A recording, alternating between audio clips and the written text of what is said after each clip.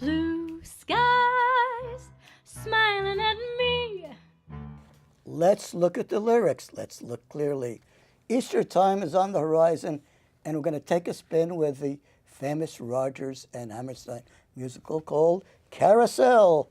I brought a horse to kind of get the mood going. And we have with us our infamous, famous Hopefully not infamous. soprano. And your name is Brooke Brooks. This is her last show before baby time because she is a mother in transition. Tell us a little bit about the background for the show Carousel. Sure, yeah, I'd love to. Go for it. The Broadway musical Carousel is the second musical by the team Rogers and Hammerstein, so thank you for mentioning that. It was a 1945 work that was adapted from Molnar's play Les Lions, and they changed the Budapest theme to a setting on the Maine coastline. The story revolves around, at least the beginning, around a carousel. And Barker, Billy Bigelow, one of the main characters, Barker is someone who stands at the front of a ride or some other thing and beckons people to come and join the ride. So it's something that would promote that ride. That romance is sparked right then when mill worker Julie Jordan comes to the carousel, sees Billy Bigelow, and they run off, but not together quite yet. They end up losing both of their jobs, and eventually he and she get married, and that's when they run off away together. He attempts a robbery to provide for Julie because he has just found out that he is going to be a father. And he wants to provide for his unborn child. He still hasn't found a job. Julie's not working either, and they're being supported by her cousin Nettie. And with that, he feels a little strange not being able to support his wife and future child. So he did some questionable things in order to support her or him at that point. Something goes wrong. He falls on his own knife during the robbery, so the robbery doesn't take place, and he ends up passing away. And this is before the child's even born, so it's really a sad plot. He ends up then going to an ethereal space, be it heaven or be it a transition space for an unnamed amount of time, and he is someone who puts stars up, and maybe the stars in the heavens. He is told later, about 15 years after his child is born, which is a daughter, that he can return back to Earth for one day and one day only to help set things right if he feels that he needs to go back to Earth for that one day. And he has to argue his way to actually get that day back because of some of the deeds he's done in the past. And he does end up going back, briefly sees his daughter. Mostly he stays out of the picture and watches and just influences. Julie, his wife, feels his presence, and at the end of the show, we are summed up with his daughter graduating from high school around age 15 in this musical, and he's standing next to Julie, and he sings a little bit while Nettie also sings a little bit, and Julie can feel his presence even though he is not physically showing himself to her. So it's a nice way for him to redeem himself from the past and to be a presence. So yes, that was in depth. So let's go through the songs for.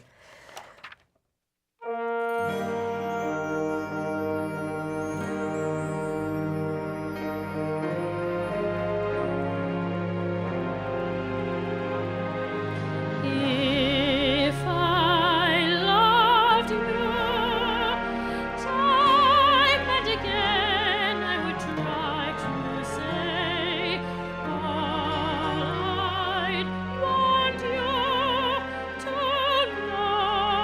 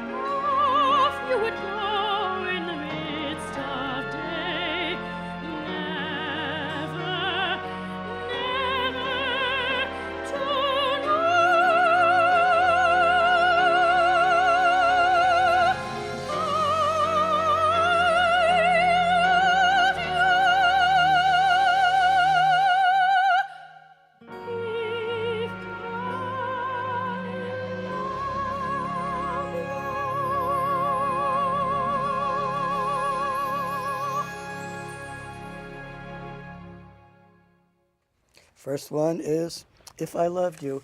And I submit this as an example of self-talk. She's in a stage where she is hypothetically saying, what if? And apparently Julie comes across as a rather shy, reticent lady who doesn't express her love that easily. It's a strain on her. And so she's saying that if I loved you, time and again I would try to say, all I want to know is if I loved you. And she's inhibited. Yeah. Inhibited. And round in circles I'd go, longing to tell you, but afraid and shy. So, like another Rogers Hammerstein, so whenever I feel afraid, he's dealing with human emotions and reflection on her admitting her deficits of not being outspoken like you and me. Yeah, I agree with that. And what's interesting to me is that she, neither he, actually says to one another, I love you, before he passes. And so when he does die, she leans over his body and says, I never told you, but I love you. So it's really something to think about with a loved one. Don't forget to tell them, all the time that you do love them. Even if you're longing to tell someone and you're shy, just have some bravery. Don't let the chance pass you by, because it will and it can. Soon you'd leave me, and that's almost a foreshadowing, I would say, because A fear. Yeah, a fear. She doesn't realize it, but actually he does leave her, in death. And off he would go in the midst of day, but with this, just off his spirit would go. Let's look at the mist of day. That's a very unusual phrasing. Usually days, well, here we're a rainy society here during the winter in good old Salem. But you don't usually think of day as being misty, but it can be. And never to know how I loved you. So it's an opportunity, sacrifice yielded. Yeah. That never came true. Yeah, and what's interesting is after this song, they decide to run away together and get married pretty darn quickly. And that's when they move with her cousin. And they live for a while, and they still both don't have jobs. So there's a bit of a conversation here, if you want to carry the conversation on. Sure. Starts with Billy after the song. You see that? Yes, well, anyway, you mean you don't love me? That's what you said, isn't it? Yes, I can smell them. Can't you? Ah, the blossoms. The wind brings them down. There ain't much wind tonight, hardly any. You can't hear a sound, not even a turn of a leaf, nor the fall of a wave hitting the sand. The tide's creeping up on the beach like a thief, afraid to be caught stealing the land. On a night like this, I start to wonder what life is all about. And I always say 2 heads are better than 1 to figure it out.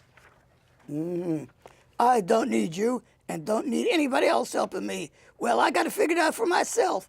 We're not important. Who are we? A couple of specks of nothing? Look up there. There's a hell of a lot of stars in the sky. And the sky is so big, the sea looks so small. And 2 little people, you and I, we don't count at all. You're a funny kid, I don't remember meeting a girl like you. Hey, you're trying to get me to marry you? No. Then what's putting on into my head, baby? You're different, all right. I know that what it is.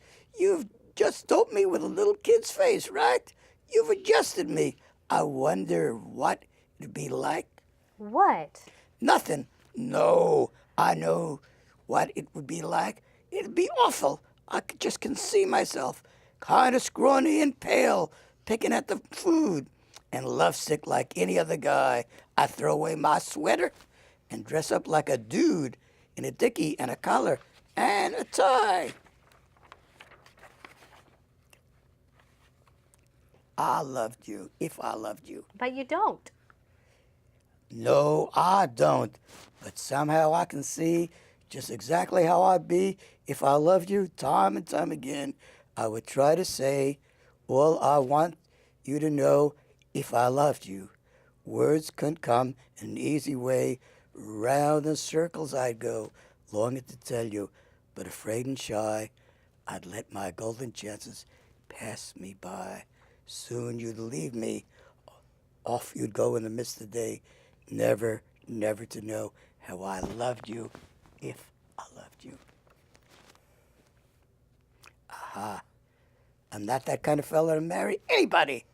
No, even if a girl was foolish enough to want me to, I wouldn't. Don't worry about it, Billy. Who's worried? You're right about there being no wind tonight. The blossoms are coming down by themselves. Just, they're in time to, I reckon. And that's actually the scene that takes place around this song. So it's an interesting conversation and an interesting exchange between the two people.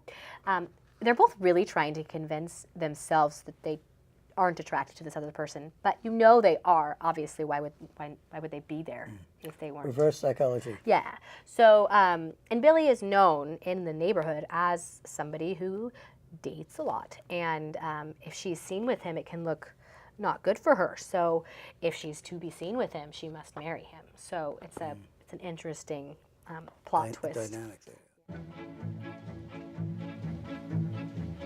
June is busting out all over the meadow and the hill. Flowers busting out on bushes, and the roughened river pushes every little wheel that wheels beside the mill. June is busting out all over.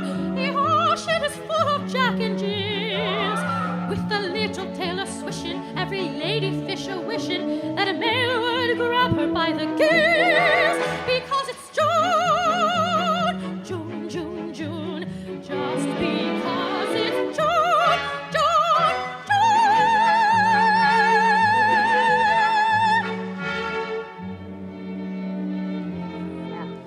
The next song is called June is Bustin' Out All Over, the next song we chose for today. A lot of gusto. Yeah, it's a dance number as well. It involves the chorus a lot.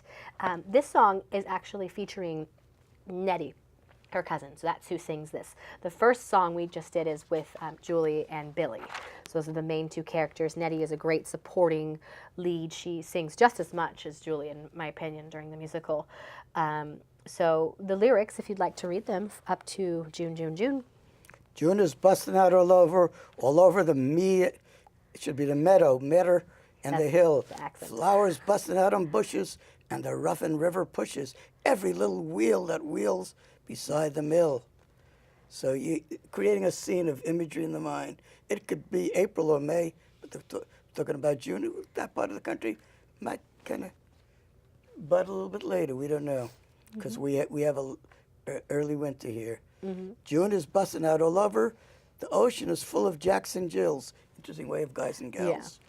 With every little tail swishing, every little fish is wishing that a male would come and grab her by the gills.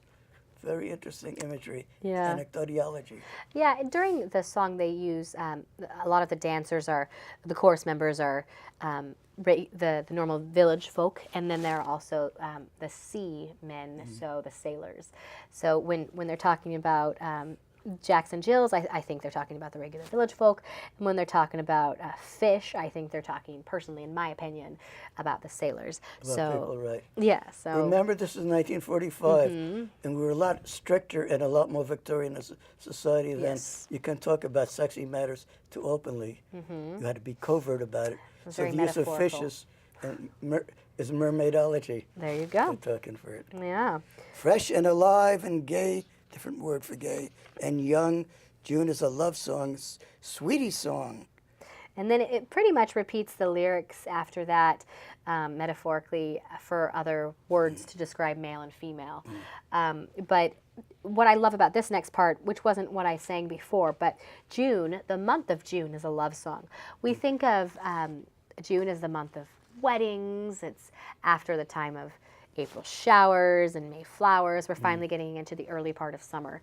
So June is a special month when a lot of people like to have their weddings or have their romances before it gets too burning hot to be fun to do much. Here in Oregon, we don't witness that as much, but definitely in other places in the country. Remember, in that era, not only were people graduating from school, but it was customary to get married earlier, and you wait till you're done with school and get your high school diploma. Yep. A lot of people didn't go to college in those days, and so you're off. No more students. You take on family responsibility as you're about to take on, and so it's a whole different era. But it's a way of looking. June is still soldiers and sailors going off, so you get after school. So sometimes Yeah. the guys and gals got married and then off to service. Yeah, because at the end of the musical, like I had said before, they are graduating. His daughter, who's 15, and I wouldn't say her friends because they're not necessarily her friends, but people that are her age are graduating and from this small school. The last song, which I didn't sing, but I'd like to talk about, is called You'll Never Walk Alone.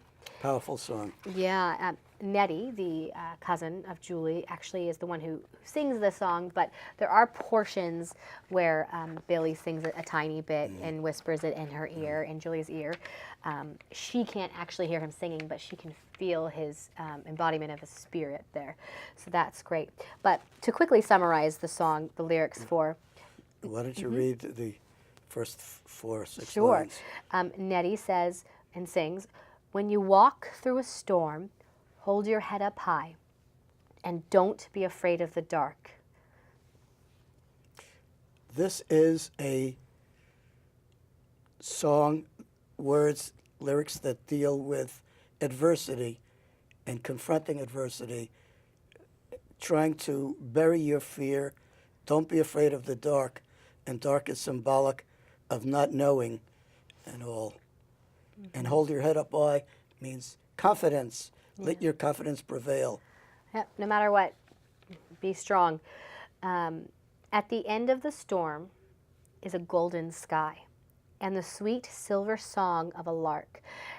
I really love the lyrics in Rogers and Hammerstein's musicals, and many musicals, honestly. That's why I love doing them. But they have such a great way of giving us more meaning and significance to the text than if we were to just stand there and speak them. Nothing wrong with that, and to each his own, but singing them gives an expression of tonality or a resonance of the feeling or emotion from the song, and particularly what key it's being played or sung in.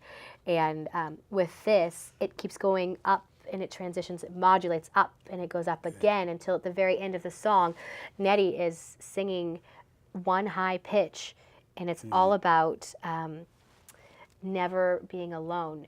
Even if you're graduating now and you're moving on with your life, don't worry about your past. Don't worry about the people who may have left a bad image. Brooke, I just want to add that there's an interplay between sound, vision, and even, by connotation, feeling. Storm is not just a word. It connotes rain falling on you and thunder and lightning. It's a multimedia show from heaven, really. Yeah. And the golden sky, the storm, the adversity has subsided, and the sweet silver song of a lark. So you sing the visual sky, and you're hearing the song, and that's a becalming effect. I think it's almost like counterpoint. Yeah, it's great. Go on. Walk on through the wind, walk on through the rain. Though your dreams be tossed and blown, walk on with hope in your heart, and you'll never walk alone. You'll never walk alone.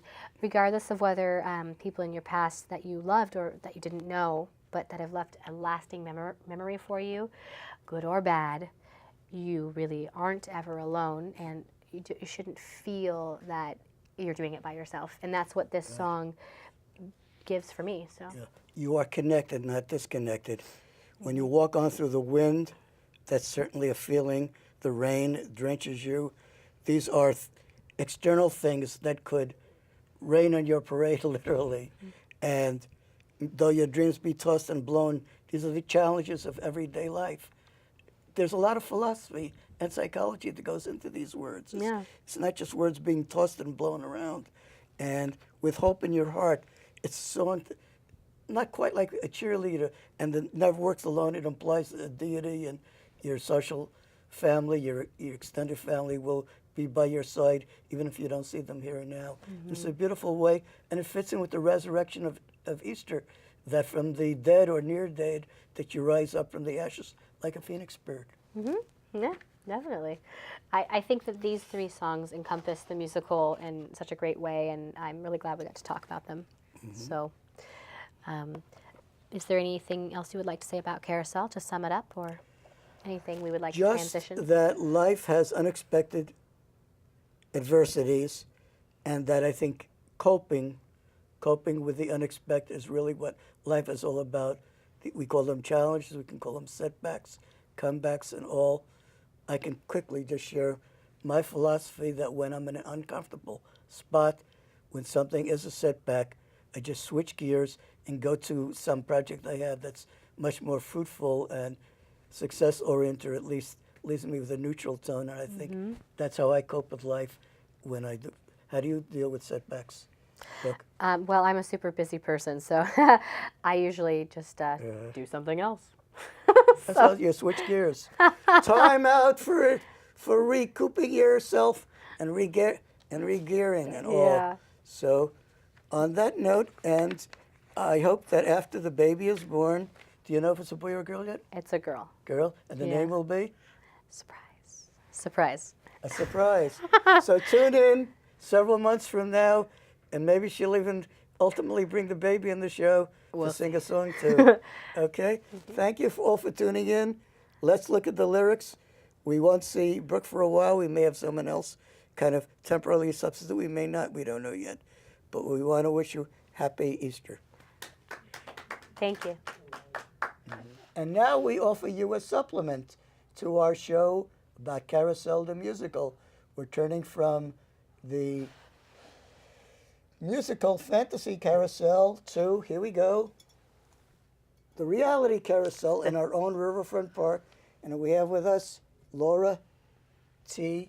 Pelly, who, what is your position with the Riverfront Carousel? Hi, Lee. Thanks for having me. Okay. I am officially assistant director for the organization, as well as the volunteer programs manager.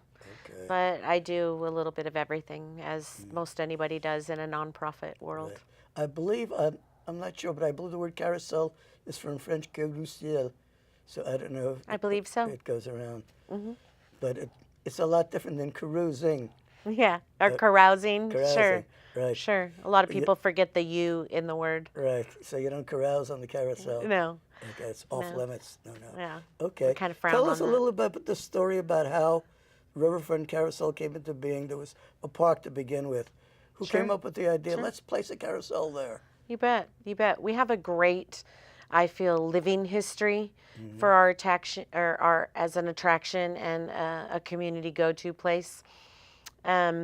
Inspired by one woman, the power of a dream, really. Yeah, Hazel Patton, a local celebrity and go-getter with heritage and Hazel on the show. historical. Come on, boy, Yeah, Hazel. everybody knows Hazel. You know, she's been First Citizen. Right. And she continues to bless us with her knowledge and support on a regular basis, watching over us. But she took a trip to Missoula, Montana, visited their waterfront area. Their community had just built up the park there and built a carousel. It was her understanding, and what we've been able to verify is it was the first fully brand new handmade carousel since the Great Depression, 1939. Yeah. And she brought the idea home, and it was being in the right time at the right place. What year are we talking The city about? of Salem was just finishing the master plan of our riverfront. What was the year where? 95. 95. 1995. Okay. And within 6 years, we opened our doors. So she formed a community of financial supporters, marketing people, PR, fundraisers, council members, advocates, developers, things like that, and the whole community of artists who, in the area, art of wood carving kind of came out of the woodwork. Really? Yeah. And crafted and created 42 horses, the 2 wagons, and all of the artworks represented. They styled it to be distinctly Oregon themed, so it has a lot of symbolism about the state of Oregon on it. And it also is a reflection of you know, that bygone era of nostalgia and tradition for communities. And Laura, you've generated an interesting idea. We're not going to pin you down to commit yourself to it now. But what if some of the stories of the individual horses were put on your website, make it a kind of a history panorama? I think it might even attract more people. as a to video opportunity, Yeah. that would be great. We do Okay. have biographies of the Okay, existing I will work animals. with you because I think we're in the age Yeah. of video. Yeah. And we embed computers and things right stuff. now. We currently just updated our website to be able to market and put up their videos that create. Much of that was inspired by When is- visitors that when is post the them on act- Facebook. Yes, you know. Laura, when is the actual birthday of when the first carousel ride took place? Officially June 2nd, 2001. So this year we'll be celebrating our 15th birthday, Lee. 15th. Okay. Maybe Yeah. we should get the We're mayor. teenagers, like. We maybe get the mayor to do a proclamation and have Maybe we could. a kind of thing. I think the Senate heirs might be. They were there for the grand opening, Yes, and we sir. had a proclamation issued then. Okay, so why don't we do a replay? Why don't we sort of- do it? Yeah. We'd we had love somebody that. from the Senate heirs here, and I love it. Yeah. And you also have those. I remember Morning Glory is the horse in front of the carousel. How many people know about Morning Glory? Quite a few. All of the horses experience a level of popularity, favored by different age groups, certainly. I'll tell you how I remember Morning Glory. About a year ago, was still in transition. I'm working with the art department of Willamette University as a civic activist, so to speak. Right. And we want to have a Salem sculpture tour beginning at Halley Ford and the state capitol with the Lewis and Clark and Sacagawea and the covered Right. wagon stuff, and then going over to not at the library where you have the Deer family, and then the sculpture garden, and you have in the middle of Peace Plaza you have an abstraction whose name I don't really know, and ending up going then next to Riverfront Park, going to Morning Glory. Then you have the angel statue behind there. Yes, we and ending up. You also have Governor Governor McCall fishing. with his fishing things, fishing for votes or something like that. Ah. It's election year. And finally, the Noble Globe there, the Echo Globe, and that would be the finale. And we would actually hire art students to be the docents, the trailblazers, to give a walking tour, maybe every Saturday, Yeah. possibly Sunday, and make our sculpture trail, sell the sculpture trail, a permanent entity that people all over the state, maybe the country, would come Right. and do that. So That's great that we were included on the map of those things at our facility and our location, considering we're only going to be 15 years old. The carousel really came alive in this community and was very much embraced by the community fairly quickly. And we already have grown so much, as well as solidified really our place here as a central location and place where people come to. now this is not a census year, but if I were taking a census of the carousel, how many standing horses are? What are some of the other animals of note? Gonna quiz me, huh? We do have a carousel quiz, and we quiz our new volunteers all the time Okay. to learn some of this. Ballpark figure then. Yeah. I think there's 4 horses that are considered standers, where their 4 feet are on the ground. They don't go up and down. It's one of the things that we have to make sure Stagnant people like the know. economy at times. 2 of them are considered your lead horses on any carousel. Yes. Yeah. The Yeah. alpha horses. And then what was the other part of your question? I'm sorry. What other animals do we have? Oh, let's talk about the new animals. Very inspired. Because when it was first developed by Hazel and Dave and Sandy Walker, the main artists who directed the program and continued to consult with us, they wanted it to be all horses.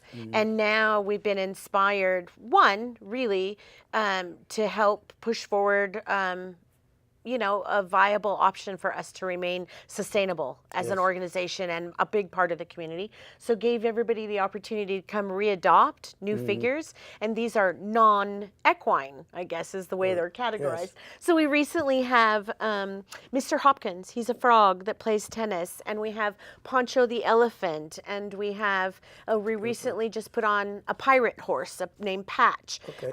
We Why have don't a why deer, don't a we then- giraffe. Yes. Laura, why don't we then salute at the June 2nd anniversary Right. the newest artists who did the poncho and some of the other new It's additions. the same artist. Oh, it's the same artist. that does Our it? artistic director has been with us from the beginning. Sandy Oh. Walker, she draws them. Some Sandy of them collaborative. Many of them, well, she collaborates with the people who are adopting it, who sponsor it. They get to choose what it's going to look like. Any We're going to idea- get a duck and a beaver. Wow. Any idea how many of the original crafts people are still alive? Or Oh, sure. could we? Sure, we We- just we should really celebrated im- one, Lois Witherspoon. She began the project when she was 70 years old and just celebrated her 90th birthday. And she still continues to volunteer. She's in her 20th year of volunteering. Good. Let's do that. She now. took up wood carving Okay. at the age of 70. Okay. Now let's talk about. It's open 7 days a week. Which days We are are. closed? We are. No, officially, the only day we're closed is Thanksgiving Day because we're open on Christmas and New Year's too. We give free rides to the community. Wow. Hear that? Yeah. I hope you're all taking notes out there. Yeah. Well, I grew up in New York, and I think there was a Central Park zoo Carousel. with a carousel. There but is. It's been many years since I've been back there. I haven't really been back there except once at 9/11. I was one of the Red Cross volunteers at Ground Zero, debriefing some of the fire and police people, but we won't go into that now. No, but that's interesting that you say that. People come to us all the time now to share their stories about what carousels mean to them or memories that they have of them. And certainly younger generations and families and people like Brooks with her children Yes. come there now and start new traditions and new memories that they'll take away with them, that they'll never be alone from because they'll take it with them when they go. And we had someone contact us from Elmira, New York, that had worked post 9/11 Yeah, as well. That's upstate. Have you, And have you they ever had been a carousel there, and it had been taken down and gone for many years. And he helped re-inspire the community to build it back up again and put one back in place because he wanted to recapture some of what that can mean to people: the hopefulness, the joyfulness, the happiness. It's magic how it all comes together. Okay. I have a vision for the next generation. I don't think it's been done before. Okay. Has there ever been a carousel on a boat? I would not know the answer to that. I don't I'm know. sorry. But here, next generation. pose it to that's your my audience. That's There my you go. challenge to you. All you young kids and young at heart kids out there, think of building a carousel on a boat, maybe a Carnival cruise or Norwegian There you lines go. or whatever. And it should be an interesting attraction because you have a lot of adult things like tennis and swimming. Well, can be everyone. Shuffleboard. Shuffleboard. But what about for some of the kids, the little ones? They would love a carousel. They on a might boat. have one, you know. Who knows? Maybe Disney's already doing that. So, Laura T. Pelly, tell Yes, us sir. about the music part. I think they're called Calliope. How do you choose, or is there a standard of what songs you play in the carousel? The music of the carousel is, we manage that a couple of different ways. Calliope music that comes from a band organ that was custom made for our location with scrolled music that it's like a piano player. And we have hundreds of rolls of music basically that we can play on that. Quite a few years ago, we had a gentleman with some technical background that came and converted all of those rolls of music that read out like Braille to the player onto the MIDI computer system. So now it can be run from a computer software program, which is pretty awesome for us. As well as we do a lot of just CDs of band organ music and Americana kind of music, kids songs, happy songs, songs about USA and patriotic type of things, as well as if it's during a holiday period, for instance, we'll play themed music for the holidays. Okay. If at some point you decide that you want to have a little brochure just about the music played on the carousel, Yeah. I'll work with you. I used to be a journalist from New York that Right, don't talk right, funny no more. Right. I like to imitate. Well, our operators certainly know a lot of the music by heart now, and they have their favorite picks, and so it's one of the privileges when they're running the ride that they What kind of time get of to the pick year- the music they're going to listen to that day. Laura, what time of the year do you get your biggest crowds? Or I know probably the warmer the season when kids are out of school, you'll probably a little more popular. But is You there any would particular think. day? Or? You would think summer tourism is a big draw, certainly to our location because of where we're at, and all of the and how well known we've become. But actually, I think we would have to say that the holiday season, the Christmas holiday season, is actually our busiest time of year because we have so many amazing events that are well known now, and the draw. It's such a pretty place. The ambiance when it's all lit up and decorated. You don't have a reindeer among the participants. There has been a couple of horses that we've found with antlers on that have tried to get with Santa to fly with him on his sleigh. Yeah. Cool, Yeah. cool. Tell us a little bit. We have just a few minutes left. Okay. Tell us about your early days of riding the carousel when you were a little kid. When I was a little kid, I grew up in North Portland, Lombard and Interstate Kenton District in Jansen Beach. And so there's a C.W. Parker 1921, I think, carousel that was always in existence there. My older siblings were still were old enough to grow up being able to ride like the other amusement things that were there, like the old wooden roller coaster ride. But I have fond memories of the carousel that they had at Jensen Beach, and then there's one at Oaks Park as well. Good. Any final thoughts about who you'd like to invite to come to a carousel ride? I'd like to invite the cast of South Eugene High School in 2013. Some of their students put on the play. Okay, look at the time left. They put on a play of Rogers and Hammerstein's Carousel, and they borrowed some of our horses for their stage setting, and I'd love to invite them back to take a ride. This is Lee and Laura saying so long. Enjoy your spin. There we go. Okay.